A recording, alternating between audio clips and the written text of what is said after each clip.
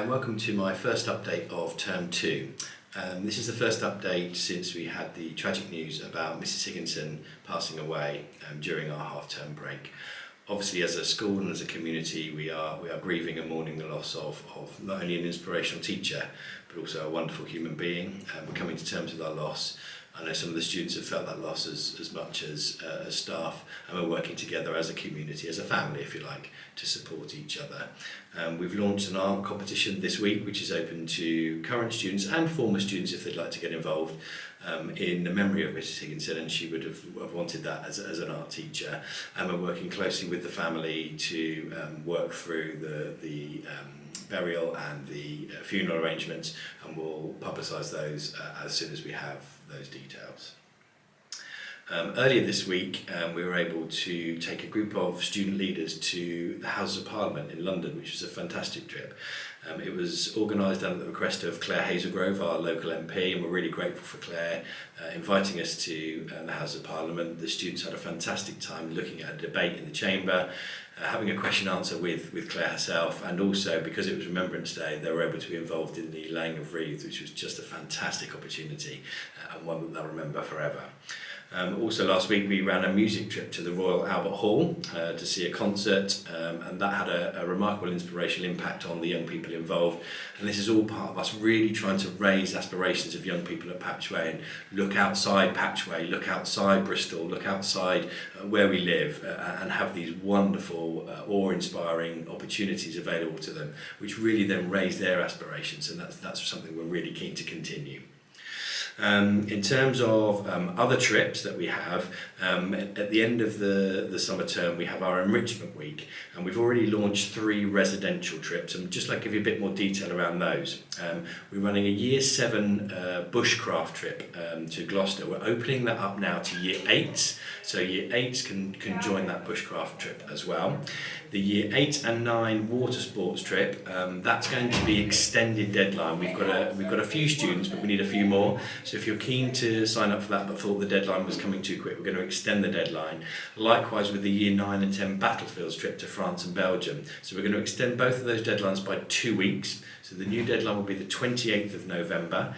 Please take opportunities to get your children on these trips. They are incredible trips. The battlefield trips is something really moving and inspiring for young people, and the water sports trip is kind of overcoming barriers and challenges and working together in teams. So please make sure that you sign up for those trips and give your children the opportunity if you can at all do that. Next week on Monday and Tuesday we'll be launching our day trips for Enrichment Week, a whole host of different trips to different providers, both close to Bristol and further afield, and we encourage parents and their children to have a conversation. Don't just sign up and think, oh, they'll want to do that. Have a conversation with them and encourage you to sign up for 3 day trips if you can. Obviously, if cost is a barrier, please do contact the school, reach out, and we'll see what we can do to support you. Trips are a really important part of us developing our culture and that sense of belonging, which is one of our key priorities. Another one of our key priorities is teaching and learning, and we had a review from the Olympus Academy Trust School Improvement Team just before the half-term break, and they were really pleased with the progress we're making in the quality of teaching and learning. They saw some fantastic lessons, they saw far more consistency in the classroom, and we're really seeing that now lead to progress of students all the way from Year 7 all the way through to Year 11. So that was a real big step forward. We are not complacent, we are not resting on laurels, and we continue to work hard with all staff to improve the quality of teaching and learning. And our third key priority is around attendance, and again a huge thank you to parents who are supporting us and working with us. We know that some young people have various issues about coming to school, and we're working through those issues and breaking down those barriers. Our attendance levels are now really close to the national average, which haven't been ever at Patchway, and so that's a real step forward, and we want to continue to work together as family, as school, to break down those barriers. So if your child is got the snuffles or we're getting to that kind of coldy season, please send them in and we'll look after them, and if they do go downhill we'll contact you for you to come pick them up, or we can look after them in our sick bay. But please get them in the first place, don't keep them off, don't keep them at home, get them into school and learning. All the research suggests that if we take some time off school, that's when some of the mental health and anxiety starts to build, because students miss lesson, they miss learning, and then they're fearful about going back into school the next day.